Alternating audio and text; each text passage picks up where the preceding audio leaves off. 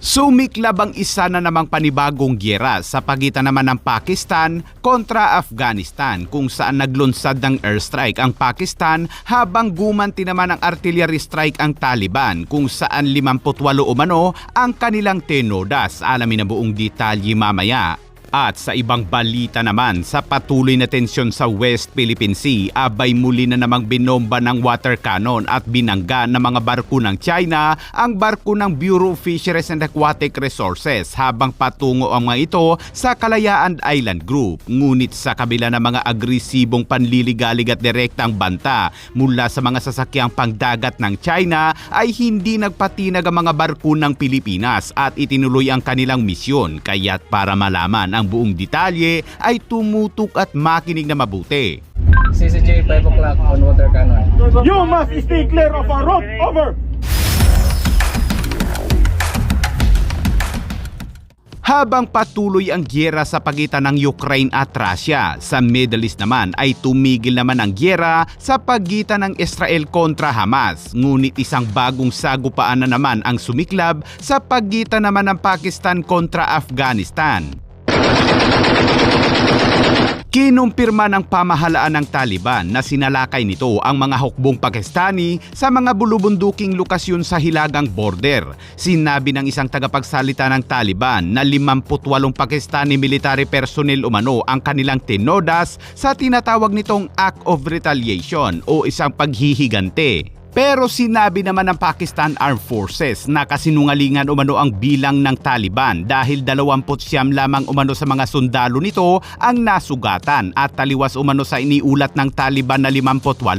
Sa pahayag, sinabi ng Taliban na gumanti lamang umano sila matapos umanong labagin ng Pakistan ang face ng Afghanistan kung saan binomba umano nito ang isang palengke sa loob umano ng border noong Huwebes. Sinabi ng Interior Minister ng Pakistan na mahigpit niyang kinukundina ang pagpapaputok umano ng puwersang Taliban sa mga populasyon ng sibilyan ay isang tahasang paglabag umano sa internasyonal na batas. Kung Taliban naman ang tatanungin ay nauna umanong nagpaputok ang Pakistan at gumanti lamang umano sila.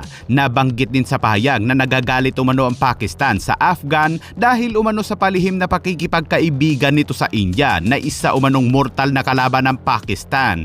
India, Afghanistan, brother. Yes, sir. At sa ibang balita naman mga kabayan, kahapon ng umaga ay ligtas na nakaangkla ang 3 sasakyang pangdagat ng Bureau of Fisheries and Aquatic Resources kabilang ang BRP Dato Pagbuaya sa karagatang sakop ng Pag-asa Island para magbigay ng proteksyon sa mga mangingisdang Pilipino bilang bahagi ng PBBM o kadiwa para sa bagong bayaning mangingisda. Ito ay matapos makaharap na mga barko ng BFAR ang mga mapanganib at mapanuksong maniobra mula sa China Coast Guard at Chinese Maritime Militia vessels. Bandang alas 8:15 ng umaga kahapon ay delikadong lumapit ang puwersang pandagat ng China habang pinapaandar ang kanilang mga water cannon bilang malinaw na banta laban sa mga sasakyang pangdagat ng BFAR. Lumaki ang sitwasyon bandang alas 9:15 ng umaga nang direktang itinutok ng China Coast Guard vessel na may bound number 21559 ang water cannon nito sa BRP Dato Pagbuaya at tumama sa barko.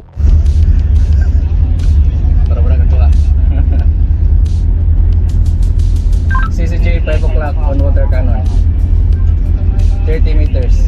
Makalipas lamang ang 3 minuto, alas 9:18 ng umaga ay sadyang binangga na ng kaparehong barko ng China Coast Guard ang hulihang bahagi ng BRP Dato Pagbuaya na nagdulot ng minor structure damage ngunit walang nasugatan sa mga tripulante. Sa kabila ng mga taktikang pang-aapi at agresibong aksyon na ito ay nananatiling determinado ang Philippine Coast Guard at Bureau of Fisheries and Aquatic Resources na hindi matatakot o itataboy dahil ang kanila umanong presensya sa Kalayaan Island Group ay napakahalaga sa pagpoprotekta sa mga karapatan at kabuhayan ng mga mangingisdang Pilipino. Muling pinagtibay ng PCG at BFAR ang kanilang matibay na pangako na protektahan ang mga mangingisdang Pilipino sa Kalayaan Island Group na nangangakong mananatiling hindi mapipigilan sa kabila ng mga agresibong panliligalig at direktang banta mula sa mga sasakyang pangdagat ng China sa teritoryong karagatan ng Pag-asa Island.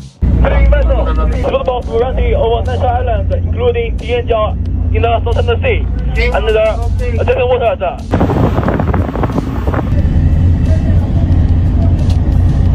Sa isang pahayag naman, sinabi ni Philippine Coast Guard Commandant Admiral Ronnie Hilgavan ang pag-water cannon o pagraming umano ng mga barko ng China ay hindi makakapigil sa kanilang pagpapatupad sa pangako kay Pangulong Ferdinand Marcos Jr. na huwag isuko ang isang square inch ng teritoryo sa anumang dayuhang kapangyarihan.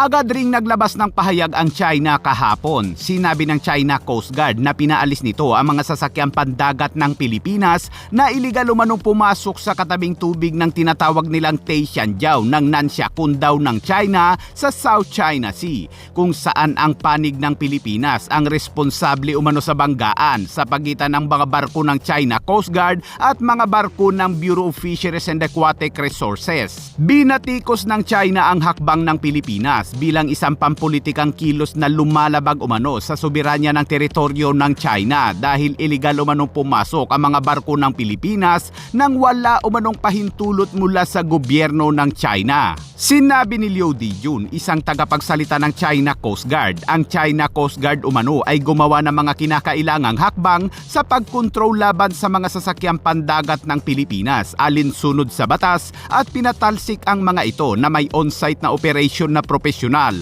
hanggang sa pamantayan, lehitimo at naaayon sa batas. Ugag talaga tong China mga kabayan.